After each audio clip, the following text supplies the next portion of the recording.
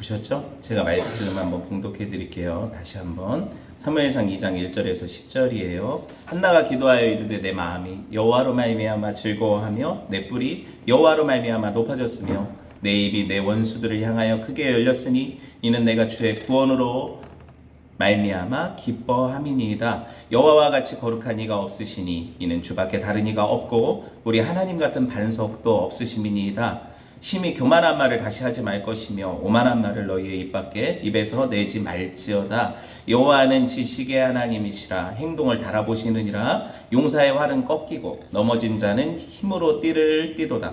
풍족한 자들은 양식을 위하여 품을 팔고 줄이던 자들은 다시 줄이지 아니하도다. 전에 임신하지 못하던 자는 7을 낳았고 많은 자녀를 둔 자는 쇠약하도다. 여호와는 죽이기도 하시고 살리기도 하시며 수월에 내리게도 하시고 거기에서 올리기도 하시는도다. 여호와는 가난하게도 하시고 부하게도 하시며 낮추기도 하시고 높이기도 하시는도다. 가난한 자를 진토에서 일으키시며 빈궁한 자를 거름더미에서 올리사 귀족들과 함께 앉게 하시며 영광의 자리를 차지하게 하시는도다. 땅의 기둥들은 여호와의 것이라. 여호와께서 세계를 그것들 위에 세우셨도다. 그가 그의 거룩한 자들의 발을 지키실 것이요 악인들을 흑암 중에서 잠잠하게 하시리니 힘으로는 이길 사람이 없음이로다. 여호와를 대적하는 자는 산산이 깨어질 것이라. 하늘에서 우레로 그들을 치시리로다. 여호와께서 땅끝까지 심판을 내리시고 자기 왕에게 힘을 주시며 자기의 기름 부음을 받은 자의 뿔을 높이시리로다 하니라.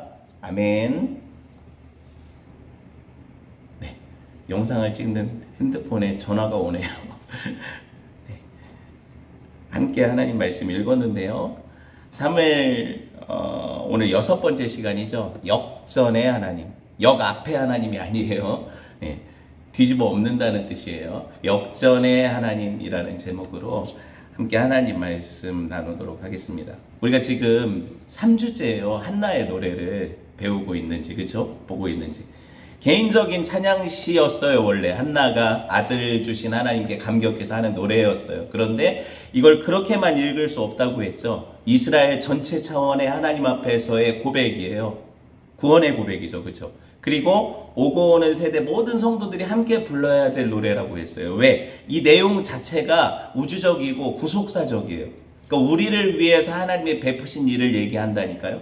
그렇기 때문에 한나만의 개인 고백이 아니고 그냥 이스라엘 옛 구약 이스라엘 사람들만의 찬양도 아니고 우리와 또 오고 오는 세대 모든 성도들이 함께 불러내는 노래란 말이에요. 진심으로 하나님을 만나고 그 감격 가운데 그 구원의 하나님을 찬양하는 노래라니까요. 그렇죠? 그래서 사무엘하 22장에 다윗의 노래라는 노래가 나오니까 제가 꼭 읽어봐라 그 말씀드렸어요. 오늘 그 사무엘상 한나의 노래랑 이거 두 개를 딱 놓고 보면 이 찬양이 너무 비슷하거든요. 혹시 읽어오신 분?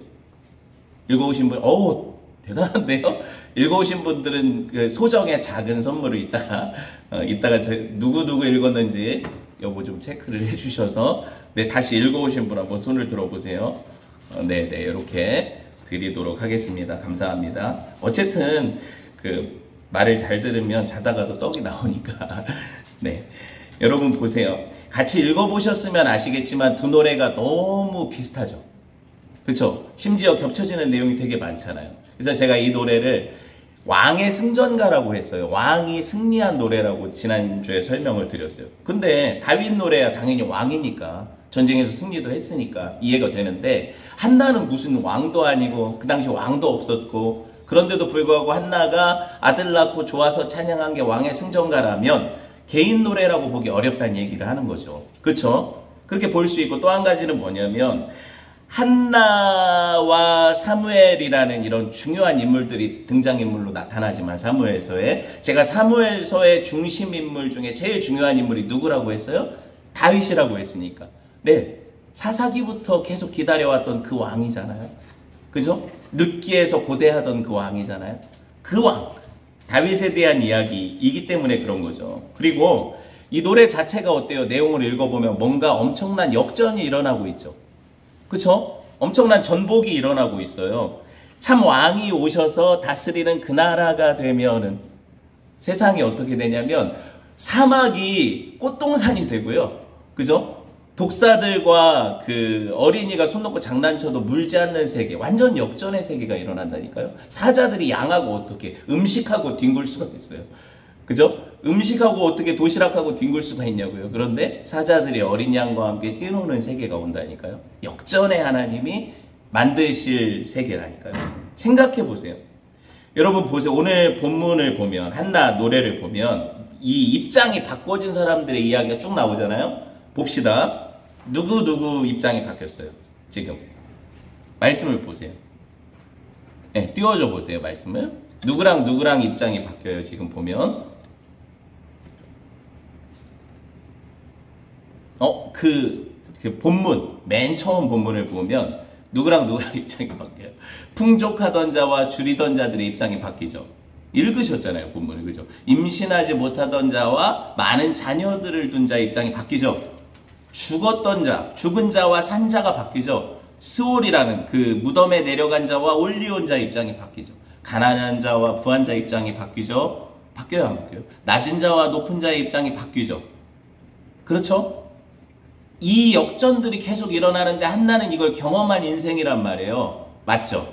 그거를 다윗 또한 경험하죠. 제가 이 사무엘 그 상의 한나의 노래, 사무엘 하의 다윗의 노래, 그 안에 모든 사무엘서의 내용이 함축적으로 들어있다고 한 이유가 이거예요. 이 내용들을 중심으로 해서 사무엘서를 살펴보게 될 텐데 오늘은 요약적으로 보게 될 거예요. 결국에 이런 엄청난 역전이 일어나고 반면에 이 세상에서 떵떵거리며 하나님 없는 자처럼 살았던 부자들, 높은 자들, 귀한 자들, 그쵸? 이랬던 사람들이 어떻게 해요? 바뀌니까, 입장이 바뀌니까 진토로 내려가고 스울로 내려가고 죽음으로 내려가고 가난해지고 다 잃어버리게 되겠죠. 이 역전의 현상이 일어나는데 그게 평균값이 이렇게 높았던 사람과 낮은 사람이 있다면 빈부의 귀천이 없어져서 이렇게 평균값이 돼가지고 사는 세계가 아니에요. 무슨 말씀인지 알겠어요? 지금 성경이 얘기하는 세계는 부자들은 어느 정도 가난해지고 아주 가난했던 사람들은 어느 정도 중산층이 돼서 평균이 이루어지는 그런 유토피아를 얘기하지 않아요. 지금 아시겠어요? 세상이 말하는 그 역전의 세계와 여러분 이 성경이 이야기하는 역전의 세계는 완전 극과 극이란 말이에요. 하나님 다스릴 그 나라가 되면 완전히 이 땅에서 그렇게 떵떵거리던 사람들은 다 낮아진대요. 그쵸? 이 땅에서 눈물 흘리고 슬퍼하고 애통하던 자들은 다 높아진대요. 좀 다르죠? 내용 자체가. 네, 이거를 캐치할 수 있어야 돼요. 백문이 불여일견이니까 이게 오고 오는 세대의 모든 성도들이 누릴 삶이고 그리고 이제 사무엘서에서 이 내용들이 쭉 나타나니까 제가 이야기를 했겠죠. 한나의 노래에 이게 나온다고. 먼저 여러분 사무엘서에서 여러분이 다른 거 다 몰라도 가장 재미있는 에피소드 하나 이렇게 기억나는 게 있냐고 물어보면 다윗의 이야기니까. 다윗의 이야기 중에 아이들도 다 아는 가장 재미있는 에피소드가 뭐예요? 물어볼까요? 여기 하라마. 다윗 이야기 중에 다윗 하면 생각나는 가장 재미있는 얘기가 뭐야? 성경에서 다윗 하면? 다윗이 누구랑 싸워? 기억나? 슬아야? 아, 그치. 그래요. 아람이 대답했는데 골리앗하고 싸우는 이야기가 일어나잖아요. 그러면 보세요. 다윗은 하람이 같은 작은 소년이고, 그쵸? 골리앗은 저같이 이렇게 등치도 크고 저는 좀 작은데 최홍만 같이 이렇게 막 2m 30, 40 이렇게 되는 엄청난 체구의 건장한 용사였단 말이에요. 역전이 일어나죠. 무슨 말씀인지 아시겠어요? 자, 제가 설명을 해드릴게요. 사무엘서에서 제일 여러분 그 아이들 때부터 다 아는 이야기가 다윗과 골리앗 이야기이기 때문에 제가 예로 들은 거예요. 사무엘상 17장 32절에서 33절 한번 보여주세요. 같이 읽어봅시다. 시작.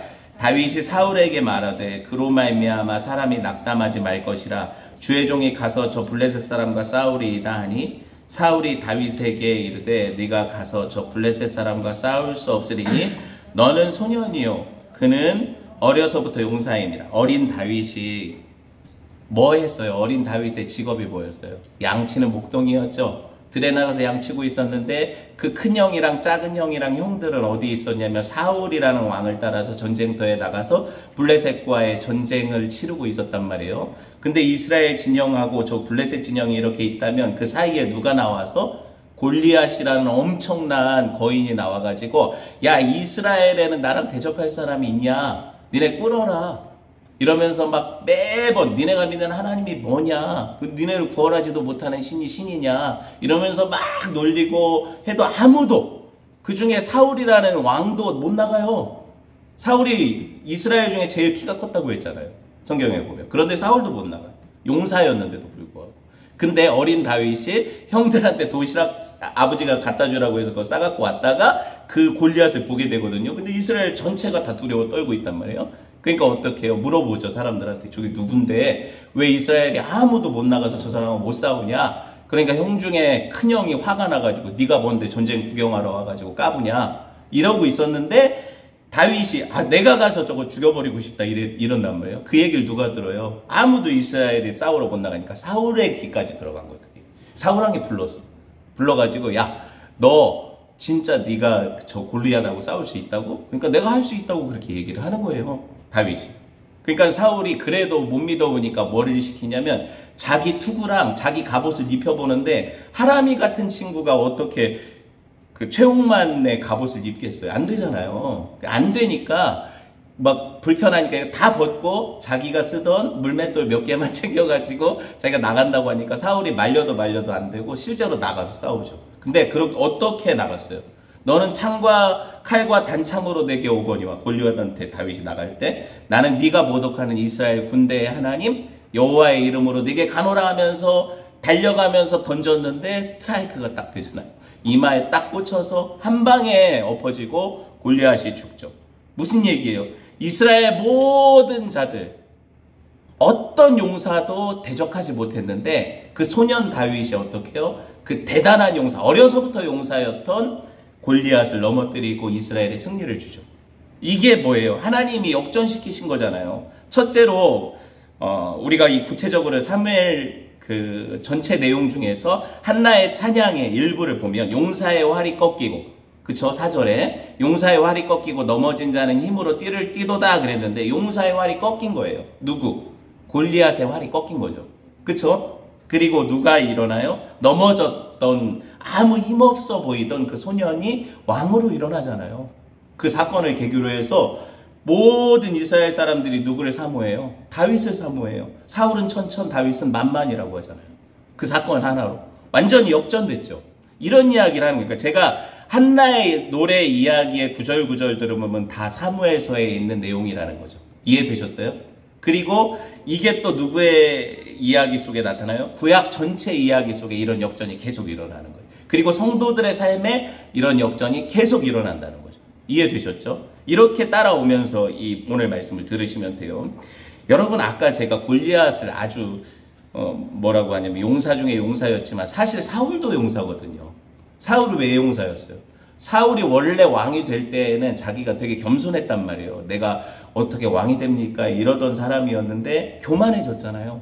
그 이전에는 하나님 승리를 주셔서 블레셋과의 전쟁에서 계속 이기게 하셨거든요. 그러니까 모든 백성들이 사울을 사모했단 말이에요. 근데 사울이 교만해지니까 자기 힘으로 다 이게 가능한 줄 알았단 말이에요. 그때 그는 뭐가 된 거예요? 이미 하나님 없어도 된다고 생각하는 용사가 된 거예요. 자기 스스로 힘을 가지고 싸울 수 있는 용사라고 생각한 거죠. 그랬는데 그 용사가 어떻게 되냐고요. 사무엘하 1장 19절에 보면 같이 볼게요. 이스라엘아 네 영광이 산 위에서 죽임을 당하였도다. 오라 두 용사가 없어졌다. 이게 사울하고 요나단이에요. 길보아산 전투에서 하나님이 사울하고 요나단을 블레셋에게 패하게 하시니까 그 아들이죠. 요나단은 두 용사가 엎드러졌도다 이러죠. 아까 용사의 활이 꺾였다고 했잖아요. 한나의 노래에서. 그쵸? 그러니까 계속 사울은 누구를 평생 질투했어요. 누구 죽이려고 했어요? 자기 사위인 다윗 죽이려고 했거든요. 이게 사무엘서 전체 내용이에요. 그런데 결국에 소년 다윗은 살죠. 근데 용사였던 다윗을 죽이려고 했던 창으로 꽂으려고 했던 그 용사인 누구? 사울은 죽어요. 그러니까 용사는 엎드려지지만 힘없이 넘어졌던 다윗은 일어나죠. 이 찬양의 고백이 사무엘서에서 다윗의 생애 가운데 나타나요? 안 나타나요? 나타난다는 얘기를 하는 거예요. 이 얘기를 하는 거예요. 그러니까 오늘 본문을 좀 더 깊이 봅시다.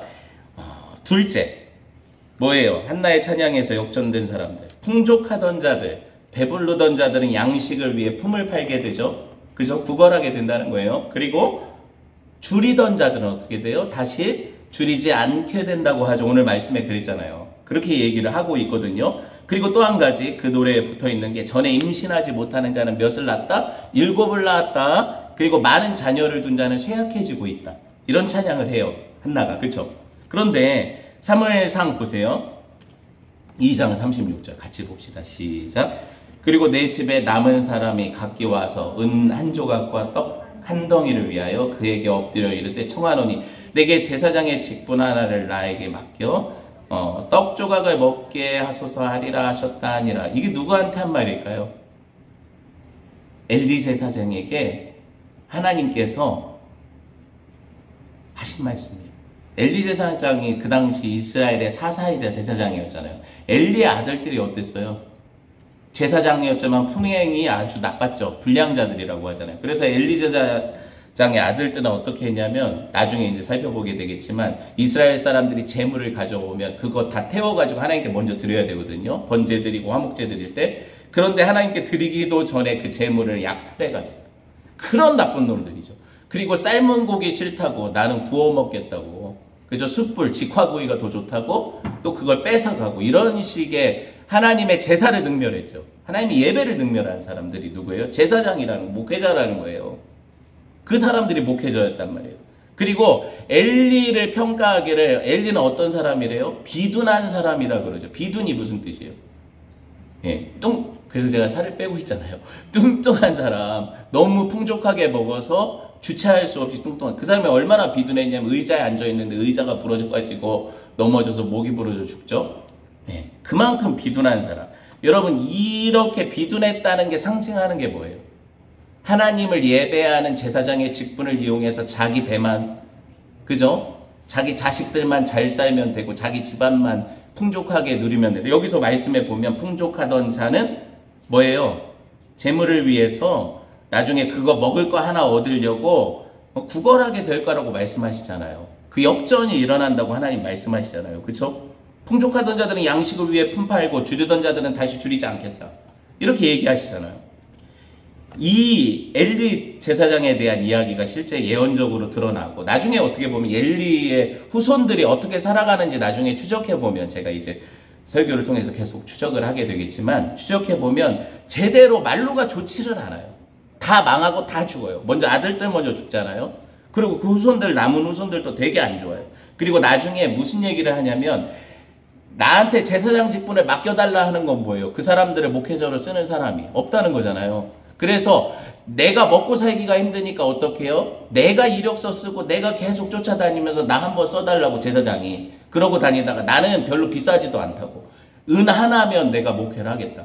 내가 떡 몇 덩어리만 내가 먹을 것만 주면 내가 너네를 위해서 가정제사장이라도 하겠다. 이렇게 얘기를 하잖아요. 그쵸? 이게 무슨 의미예요?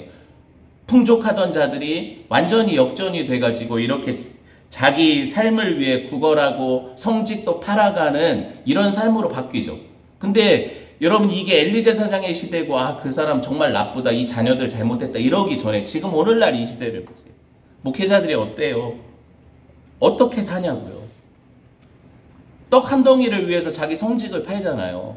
자기 치부를 위해서 자기 자녀들의 악행을 다 가리고 그들을 제사장으로 또 임명을 해가지고 세습을 해버리고 그렇잖아요. 그들이 풍족하게 살기를 원해서 그렇게 어떻게 보면 하나님이 기뻐하시지 않는 법으로 자기들의 배를 불리고 있는데 그게 목회를 돈벌이 수단으로 사용하는 거죠. 그렇게 사는데도 불구하고 평안하다 하고 있잖아요. 근데 결국에 어떻게 돼요? 하나님의 말씀에 의해 그 집안은 망하게 될 거라고 얘기를 하잖아요. 그렇죠? 그 후손들도 더 이상 하나님을 섬기는 성직을 수행할 수 없게 돼요. 그렇게 말씀하고 계시는 거예요. 여기 또 한 가지 보면 한나가 뭘 못하던 여자였어요?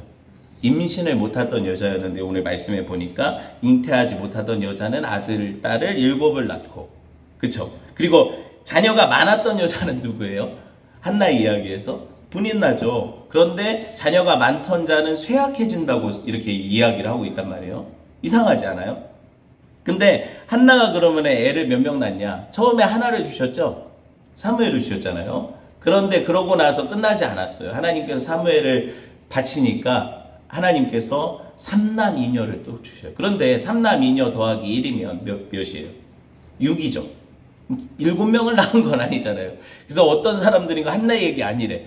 근데 한나가 자기가 찬양하면서 7을 낳았다 하면 한나 얘기죠. 무슨 말을 하는 거예요? 7은 완전수잖아요. 하나님이 아무 잉태치 못하던 자들을 완전하게 채우셨다는 얘기잖아요.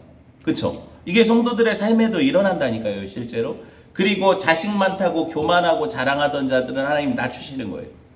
그렇게 되어지니까 이게 한나의 이야기에 나오죠. 사무엘서에 나온단 말이에요, 이런 내용이. 그리고 앞으로도 어떻게 돼요? 이런 내용으로 오고 오는 세대 모든 성도들의 삶의 역전으로 나타난다는 거예요.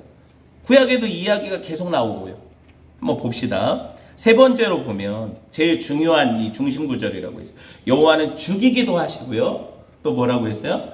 살리기도 하신대. 스올에 내리기도 하시고 거기서 올리기도 하신대.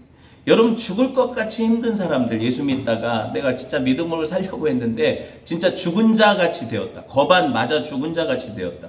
그런 사람들을 어떻게 하나님이 살리신대요? 살리신대요. 내가 진짜 이게 무덤에 스올이 무덤이라고 했어요, 제가. 무덤에 내려간 자 같은 자들을 거기서 그 거름더미 같은 무덤에서 올리신대요. 이런 약속이 있고, 그럼 그 반대 현상도 일어나겠죠. 나 살았다 하고 떵떵거리던 사람들은 죽여버리신대. 그쵸? 내가 아주 높은 곳에 다니던 사람들은 무덤으로 내려버리신대요. 이런 역전 현상이 일어난다니까요. 엘리와 그 두 아들이 이스라엘의 그냥 사무엘 이야기에 나오니까 별거 아닌 사람 같이 보여도 이스라엘에서 가장 지위가 높은 사람이었어요. 사사잖아요. 제사장이잖아요. 아론 계열 제사장이잖아요. 레위 지파에. 그죠? 그런 대단한 사람들의 지위가 어떻게 돼요? 사무엘 어린아이 하나만 못하게 되잖아요. 왜? 한날에 다 죽어버려요. 엘리 죽죠. 그 두 아들 죽죠. 며느리 에나타 죽죠. 이가봇이라 하나님의 영광이 떠났다. 이렇게 돼버리거든요. 그러니까 하나님은 살리기도 하시죠. 죽이기도 하시죠. 죽이기도 하고 살리기도 하시잖아요. 사무엘상 4장 17절 한번 보세요. 사무엘상 4장 17절 18절 시작. 소식을 전하는 자가 대답하여 이르되 이스라엘의 블레셋 사람들 앞에서 도망하였고 백성 중에는 큰 살육이 있었고 당신의 두 아들 홈니와 비느하스도 죽임을 당하였고 하나님의 괴는 빼앗겼나이다. 하나님의 괴를 말할 때 엘리가 자기 의자에서 뒤로 넘어져 문 곁에서 목이 부러져 죽었으니 나이가 많고 비대한 까닭이라. 그가 이스라엘의 사사가 된 지 40년이었더라. 이스라엘의 사사이자 제사장이 어떻게 죽냐고요? 뚱뚱해가지고 의자에 앉아있다 의자가 부러져가지고 뒤로 넘어져서 목이 부러져 죽었대요. 하나님 그렇게 사사의 말로를 비참하게 하시잖아요. 이 제사장의 말로를. 왜? 하나님보다 자기 자녀들을 더 귀하게 여겼으니까. 성경이 얘기하는 거예요. 제가 하는 말이 아니라. 하나님이 분명히 하지 말라고 한 범죄를 저지른 자녀들을 책망하지 않아요. 물론 한두 번 타이르기는 해요. 그런데 어떻게 해요? 실제로 제재를 가하지 않고 그들이 하는 행동에 대해서 묵인해버리죠. 그러니까 점점 더 악해지죠. 그래서 망하잖아요. 여러분, 그러니까 자녀들을 훈계할 때 아무리 자녀가 듣기 싫어하고 힘들어도 할 때가 있어야 되는 거예요. 하나님 말씀에 의거해서 애가 그거를 받아들이지 않아도 꼭 해야 되는 부분들이 있단 말이에요. 안 하면 어떻게 돼요? 얘도 망하고 나도 망하는 거예요. 얘도 망하고 우리도 망하는 거예요. 하나님 그렇게 말씀하고 계시거든요. 사울이, 여러분이 사울 얘기가 아니라 이 사무엘 같이 어린아이가 어떻게 그 모든, 어떻게 보면 엘리 집안의 모든 제사장들이 다 죽어서 갑자기 거기서 떠가지고 데뷔를 하냐고요. 이게 안 되는 거거든요, 사실은. 그 자식들은 사무엘보다 나이도 좀 더 있었단 말이에요, 엘리 자식들은. 그 둘이 죽어야 제사장이 될 수 있어요. 맞잖아요. 순서상. 다 죽어버리잖아요. 하나님이 사무엘 올리시려고 걔네들 다 죽여버리시거든요. 무섭지 않아요? 그러니까 내가 언제까지나 그 자리에서 높이 있어가지고 떵떵거리며 살 거라고 생각하면 안 돼요. 교만하면 죽어요. 그쵸? 내가 언제까지고 하나님이 나를 모르시고 항상 낮아져 있을 것 같아요, 성도들의 삶이. 하나님께서 한순간에도 역전시키신다니까요. 한순간에도 바꾸신다니까요. 이걸 알아야 성도들이 주님을 믿는 믿음 안에서 당당하죠. 이런 게 있는 거예요. 성경이 얘기하잖아요. 제 얘기가 아니라. 에스더서를 보면 에스더서의 가장 중심적인 내용이 뭐예요? 에스더를 통해서 이스라엘을 구원하시는 내용이잖아요. 이 아각 사람, 그 아말렉 놈이거든요.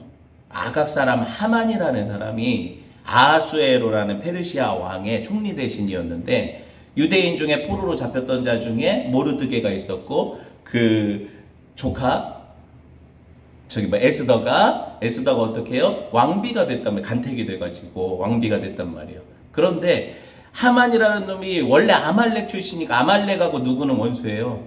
이스라엘하고 원수잖아요. 그 이스라엘 포로들을 다 죽이려고 했단 말이에요. 자기 지위를 이용해서 왕을 꼬드겨가지고 막 금을 왕한테 내면서 그걸 다 죽일 날짜를 정했어. 그게 제비 뽑아가지고 날짜를 한 날을 딱 정했단 말이에요. 그걸 부르라고 해요. 제비 뽑다.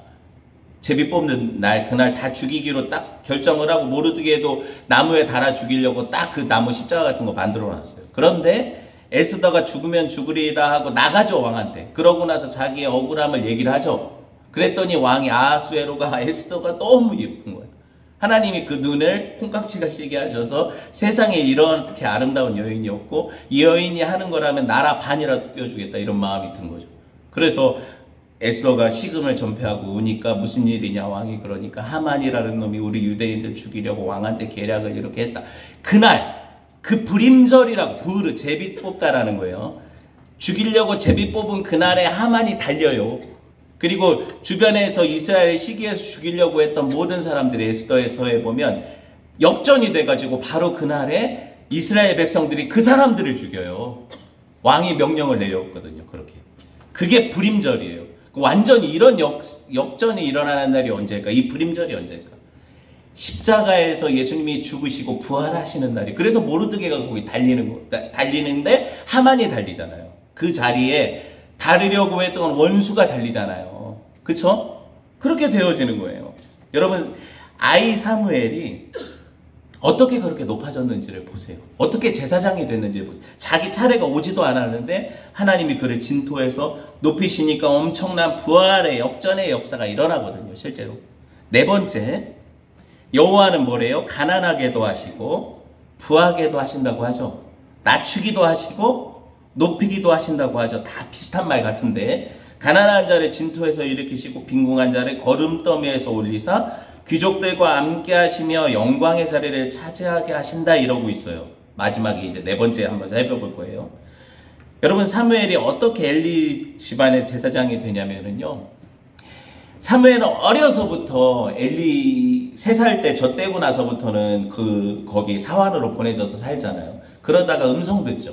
어떤 음성 들어요? 사무엘아, 사무엘아. 그러니까 못 알아듣고 자다 깨가지고 제사장이 부른 줄 알고 엘리한테 달려가서 저 자는데 왜 깨워요? 그러니까 제사장이 나 너 안 깨웠다. 다시 가서 자라. 또 자는데 또 사무엘아 사무엘 이렇게 소리 들으니까 사무엘이 또 일어나가지고 왜 또 부르세요? 그러니까 나 너 안 불렀다. 이렇게 3번을 하나님이 부르신 거거든요.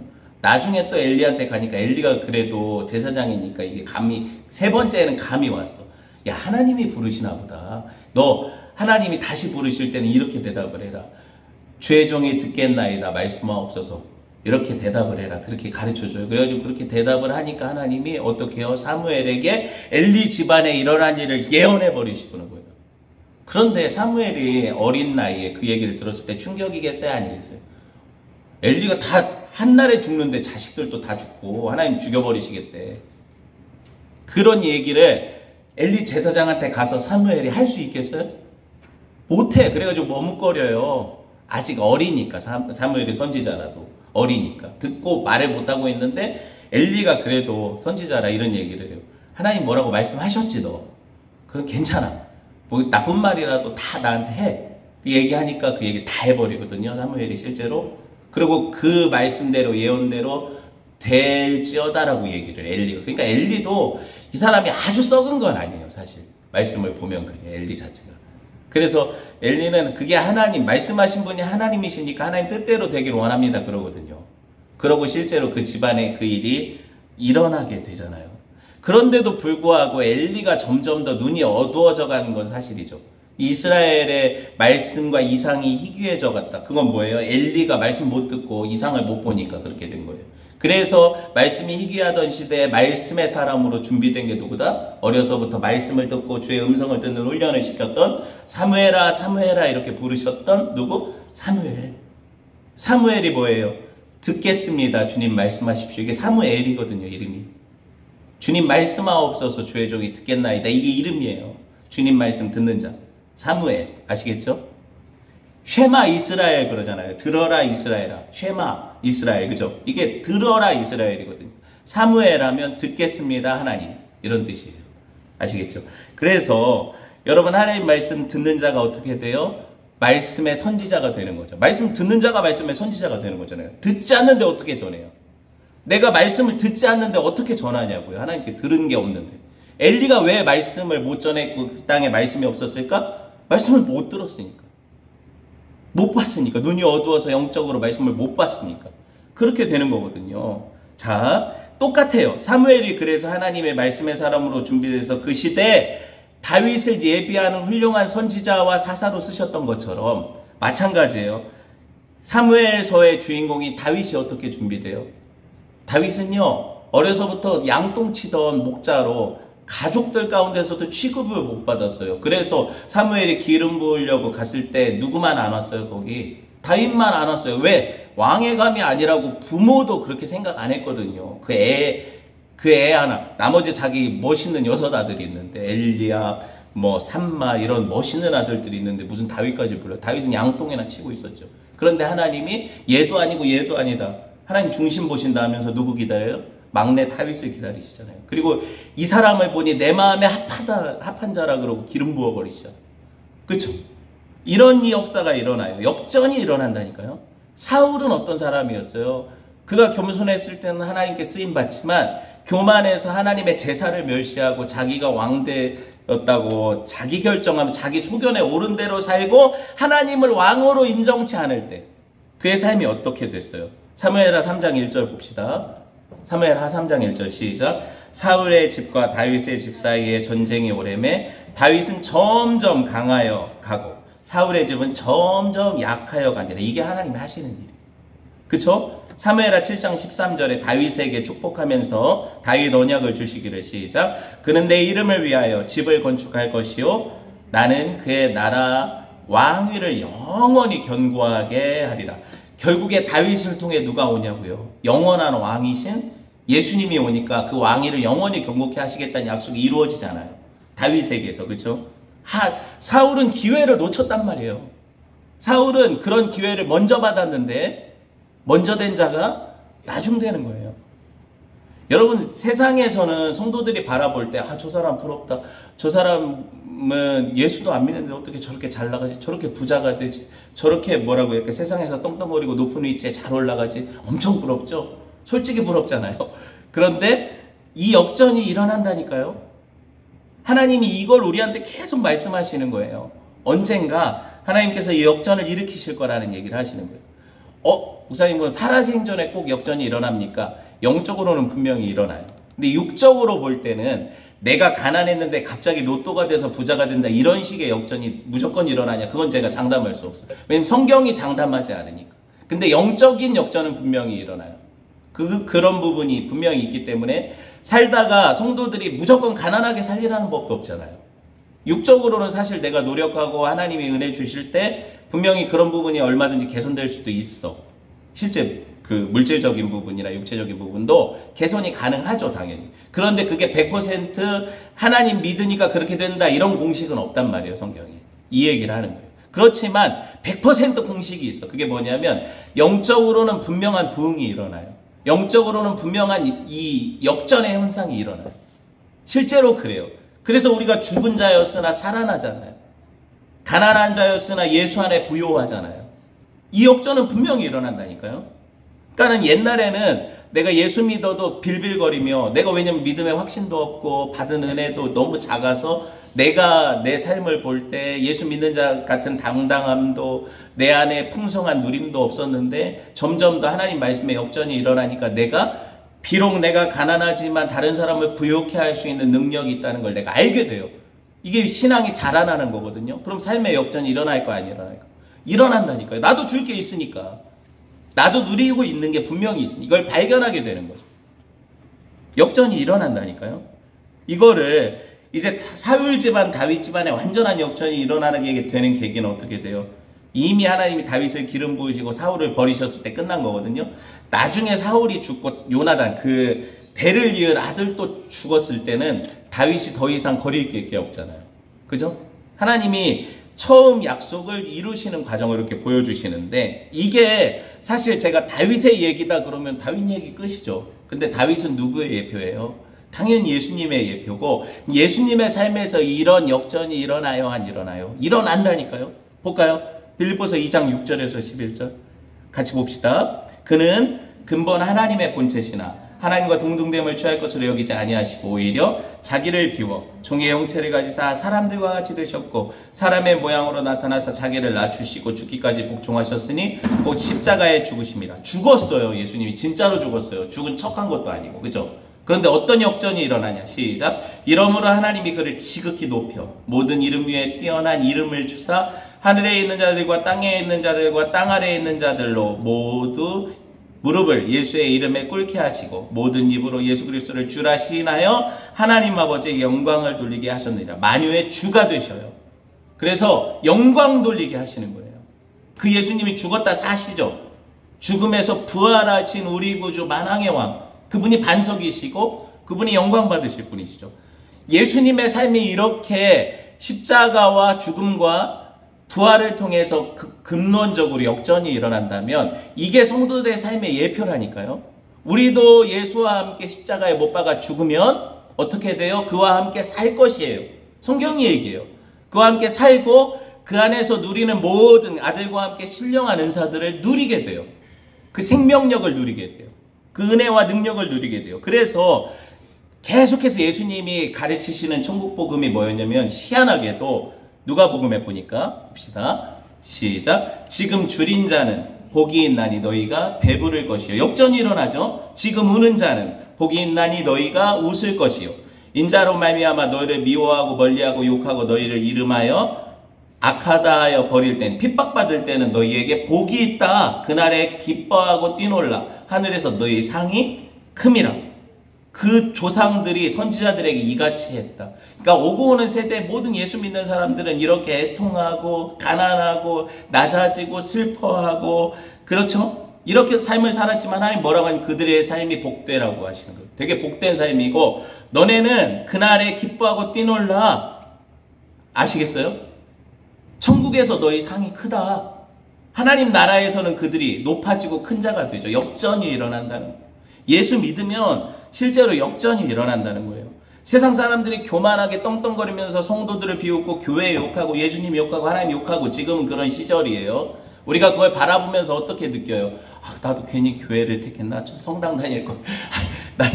나도 절에 다니면 교회 다닌다는 소리 안 하고 절에 다니면 친구들한테 무시 안 당하고 또 주변에 엄마들하고 이렇게 모임에도 꼭 교회 다닌다 그러면 사람들이 괜히 나쁘게 보는 것 같고 이런 느낌이 있는데 나도 이제 종교를 한번 바꿔볼까? 혹시 이런 생각이 있다면 어떤 생각을 가져야 되냐면 성도라면 그래 지금은 너네들이 얼마든지 비웃고 멸시하고 하나님 모르니까 그 사람들이 얼마든지 우리의 삶을 조롱해도 좋아. 그런데 나는 분명히 내가 믿는 게 뭐예요? 예수님이 나의 삶을 역전시키셔서 웃게 하실 거예요. 아시겠어요? 이 빈궁하고 가난하고 애통하고 슬퍼하고 핍박받는 자들을 일으켜 세우시고 부하게 하실 거예요. 자랑하게 하실 거예요. 그날이 분명히 올 거라니까요. 근데 이거를 신앙생활 하다 보면 여러분 보세요. 아 이게 죽고 나서나 그렇게 됩니까? 이렇게 하면 너무 우리의 삶이 답답하잖아요. 실제로 신앙생활 하다 보면 이런 역전을 하나님이 이 땅에서도 조금씩 맛보게 하시는 거예요.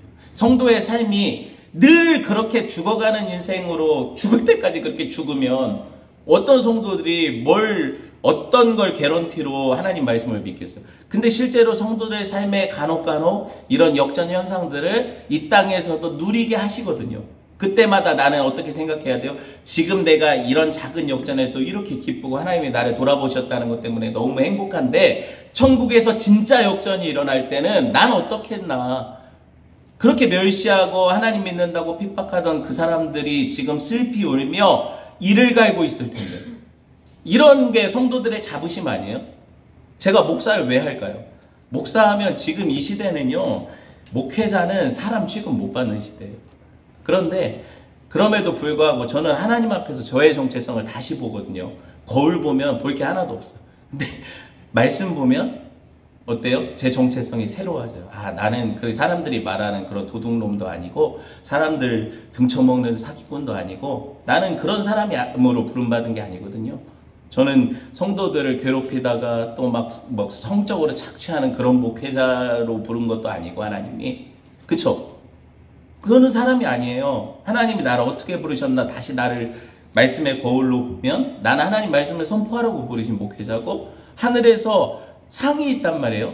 그리고 하나님이 기뻐하시는 삶을 사는 하나님의 메신저란 말이에요. 이 정체성이 확인이 안 되면 목회를 하겠냐고요. 할 수 있겠냐고요. 이게. 근데 성도들도 마찬가지예요. 목회자만 하나님이 성직으로 부르셨으니까 모든 성도는 세인트가 붙은 거예요. 다 거룩한 자들이거든요. 하나님이 이 시대에 쓰시는 성직자들이죠. 제사장들이란 말이에요. 다. 그러니까 사무엘만 제사장이 아니에요. 레위지파라. 우리가 사실은 이제 레위지파고 이제 우리가 다윗의 장막 안에 들어있는 사람들. 맞죠? 어떻게 살아야 될까요? 어떤 은혜를 누려야 될까요? 우리 안에서 하나님의 하신 일을 나타내야 돼요. 여러분, 지금 배부르고 떵떵거리는 사람들을 부러워하면 지는 거예요. 부러워하면 지는 거라니까요. 봅시다. 누가복음 6장 24절에서 26절 시작.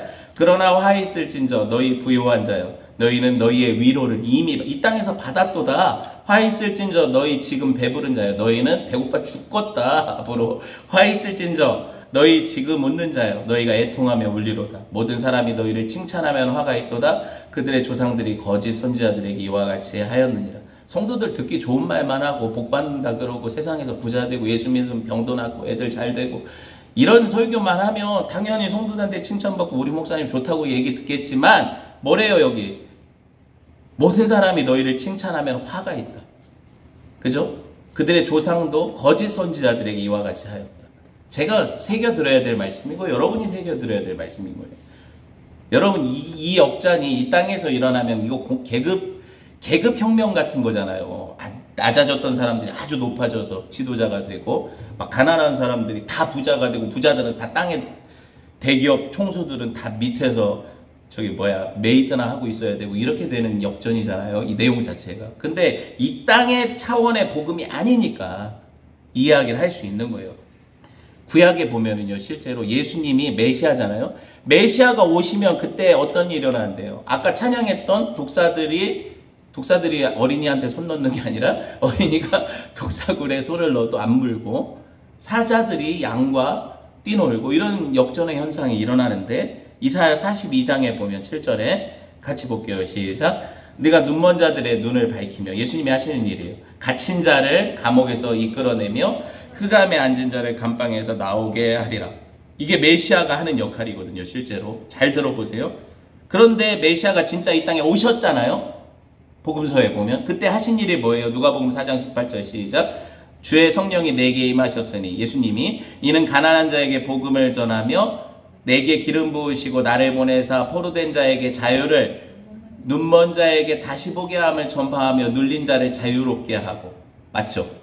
메시아가 할 일을 이미 구약에서 예언해 놓고 예수님이 오셔서 그 일을 하시죠. 그쵸? 그게 우리한테 이루어져요? 안 이루어져요? 이게 우리한테 이루어진다니까요. 예수님이 왜 공생애 동안에 그렇게 병자들이 주변에 많았어요?